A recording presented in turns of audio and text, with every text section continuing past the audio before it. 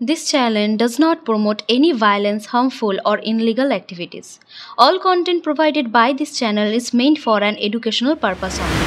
মুঘল পোলাও শুধু একটা খাবার নয়, এটা ইতিহাস, এটা একটা ঐতিহ্য, এটা রসনায় রাজত্বে এক অনন্য অভিজ্ঞান। মুঘল সাম্রাজ্যের রাজকীয় দরবারে যেসব সুস্বাদু পদ পরিবেশন হতো, সেই তালিকায় এক উজ্জ্বল নাম হলো এই মুঘলাই পোলাও। এই পোলাও কেবল চাল মাংসের মিশেল নয়, এটা মুঘলদের সংস্কৃতি, খাদ্যাভ্যাস আর রন্ধনশৈলীর এক সমৃদ্ধ প্রতিচ্ছবি। পারস্য, মধ্য এশিয়া আর ভারতের স্থানীয় রান্নার সংমিশ্রণে যে অনন্য ধারা গড়ে ওঠে, তারই নাম হচ্ছে মুঘলাই কুইজিন। বাদশাহ বাবর যখন ভারত জয়ে পা রাখেন, তার সাথে আসে এক অভিনব রান্নার ধারা। আর সেই ধারায় ভারতীয় মশলা, ঘি, মধু, দুধ, কেওড়া, গোলাপ জল সব মিশে তৈরি হয় এক যেন স্বর্গীয় স্বাদ। মোগলাই পোলাও আবির্ভাব তখনই যখন দরবারের শত শত বাবুর্চি রান্নার প্রতিটি স্তরে সৃষ্টি করতেন এক একটা শিল্পকর্ম। মুঘল সম্রাট আকবর, জাহাঙ্গীর, শাহজাহান সকলের কিন্তু পছন্দের তালিকায় ছিল এই রাজকীয় পোলাও। শুধু স্বাদে নয়, গন্ধে, রূপে পোলাও ছিল চোখ ধাঁধানো এক অভিজ্ঞতা। ঘি আর জাফরানে ভেজা সোনালি চাল, সাথে বাদাম কিশমিশের মিষ্টি ছোঁয়া, তাতে খাসির মাংসের রসাল উপস্থিত তো ছিলই, আর ছিল এর সঙ্গে এলাচ, দারচিনি, লবঙ্গের সুগন্ধে এক রাজকীয় মাহাত্ম্য সৃষ্টি হতো। মুঘল সাম্রাজ্যের পতনের পর এই পোলাও ছড়িয়ে পড়ে ভারতের নানা প্রান্তে। বাংলাদেশ, পাকিস্তানেও আজও এই পোলাও উৎসবের এক অবিচ্ছেদ্য অংশ। এবার চলুন দেখে নিই মোগলাই পোলাও তৈরির রেসিপি।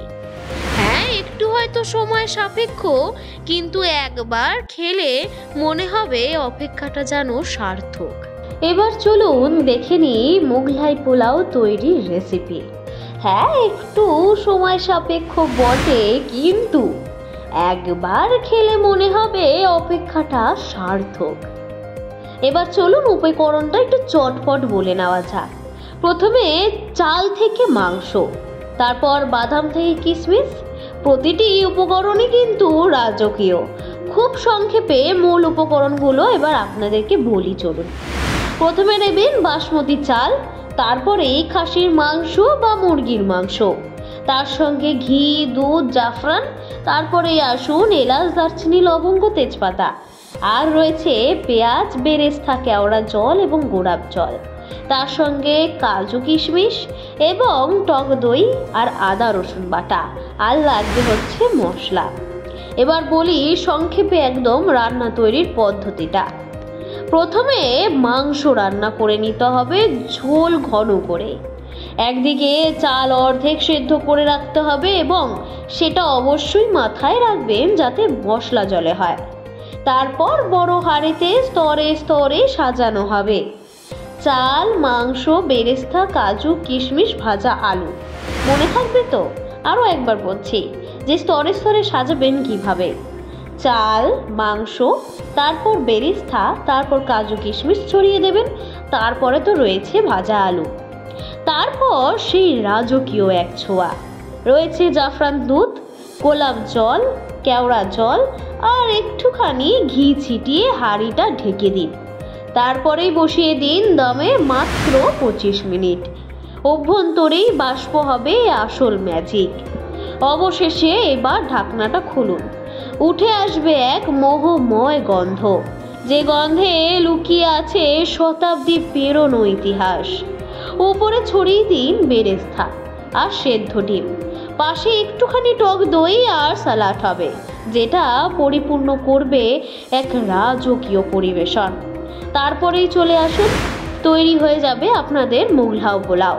কেবল এটা রান্নার রেসিপি নয়, এটা এক রাজকীয় যাত্রা, যেখানে ইতিহাস, ঐতিহ্য আর স্বাদের যে মিলন ঘটবে, সেটা আপনি মনে রাখবেন প্রতিটি কাটায় কাটায়। এইবার আপনার হাতেই সেই ঐতিহাসিক স্বাদের ছোঁয়া। রাজকীয় পোলাও একবার বানান আর বারবার মনে রাখবেন সেটা।